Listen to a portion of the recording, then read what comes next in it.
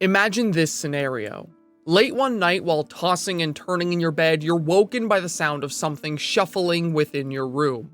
You dart awake, confused by the sudden sound, and as your eyes adjust to the darkness around you, you see something sitting at the foot of your bed.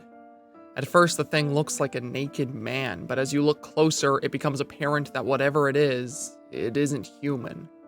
The creature notices you awake, and in what feels like a flash, it scrambles from your room, leaving you to wonder what had just happened. In the nights following, you find yourself waking to any small sounds that happen, terrified that the creature may come back to watch you sleep. Even when it isn't there, the paranoia eats away at you, and you fear the next moment you close your eyes. Because this time you were safe, but you never truly know when you will next wake to see the Rake staring back at you. What I just described to you is a situation that I feel perfectly captures the effectiveness of the Rake as a monster. The Rake is what I would consider one of the big greats for creepypastas, alongside the likes of Slender Man, Jeff the Killer, and Smile Dog. It is a classic internet horror story which succeeds at what it sets out to do by presenting the reader with an extremely simple idea that is universally terrifying.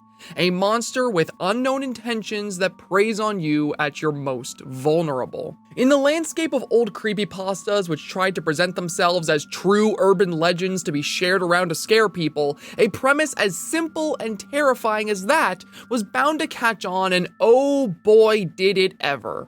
Out of everything I've talked about on here this summer, this story was the one I believed in the most as a child.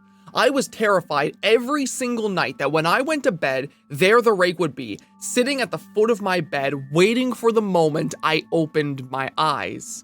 And it really seems like I'm not alone in that. While doing research for this video, I had found that many people like myself heard about this story and believed that this thing was a real monster. And that got me thinking, why this story? What did this one do so differently to immerse so many people like myself into really, truly believing, even for a moment, that something as unnatural as the Rake actually existed?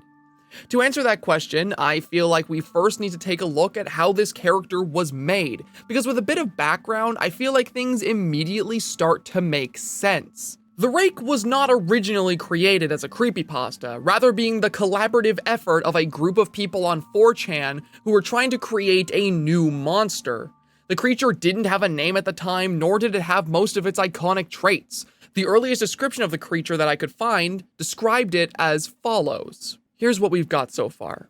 Humanoid, about 6 feet tall when standing, but usually crouches and walks on all fours. It has very pale skin, the face is blank, as in no nose, no mouth. However, it has 3 solid green eyes, one in the middle of its forehead and the other 2 on either sides of its head towards the back. Usually seen in front yards and suburban areas. Usually just watches the observer, but will stand up and attack if approached.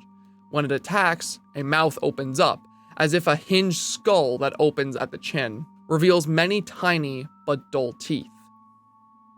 So yeah, that was close to what the creature would eventually become, but there are a few key differences that are very apparent to anyone who knows how the creature is often described nowadays.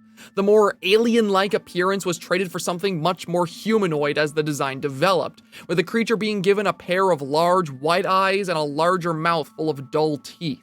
It was with this description that the original creepypasta would be posted by Brian Somerville on July 20th, 2006 to the Something Awful forums, where it would gain enough notoriety to be spread to other platforms like 4chan, LiveJournal, and Reddit, before it was eventually added to the creepypasta database in 2010, and the rest was history. Now, all of that is very interesting in and of itself, but it doesn't really answer our question of why so many people grew up on the early internet believing this thing to be real. At least so much more than the other iconic stories that exist alongside it. In order to understand that part of the Rake's history, we need to take a look at possibly the most iconic part of the character.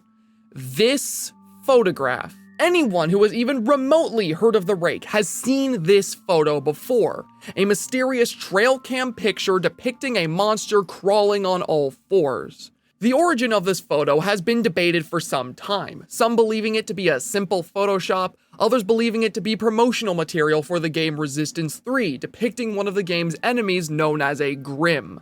The reason this image is so important is because people believed this thing was a real photo much more than the likes of Smile Dog or Slenderman.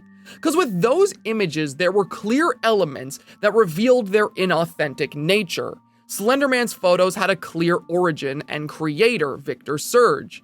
The Smile Dog photo had parts of it that could be traced back to other images. Hell, even the Jeff the Killer image, which still has no properly known origin, is an obvious Photoshop job. But this image? This one never had a proper origin. There is nothing that it can be traced back to aside from some other photos taken in the same spot with the same camera, and any edits done to it are much less apparent. This image is so believable compared to the others that it was quite literally covered on the news. Don't believe me? Take a look at this and see for yourself. Okay, so you know how we ask you to send in your pics so we can put them in our newscast?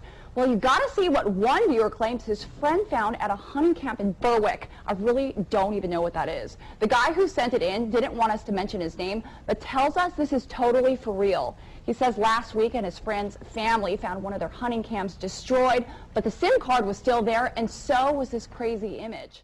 Terrible journalism aside here, it's this little event that I feel pushed the Rake from being a simple creepypasta like the rest into a monster many really believed was real. Because this news broadcast and the original post made about it brought this image lots of attention. And since the image looked so similar to the description of the Rake, everyone on the internet kind of just put two and two together and began to believe the creature in this photo and the Rake were one and the same. And when nobody could deny for a time that this photo was fake, that made many people believe by association that the Rake itself was also real. This crazy set of events, the creation of this photo coinciding with the growth of the Rake creepypasta, led many impressionable children like myself at the time into believing this horrifying monster was somehow out there, waiting to sneak into my room at night and watch me sleep. By sheer coincidence, a group of people who set out to create a horrifying monster succeeded in a way that I do not think any of them could have predicted. The Rake went from a simple pet project to becoming one of the most iconic and feared monsters in recent memory. That was how the internet created its very own cryptid. Thank you for watching.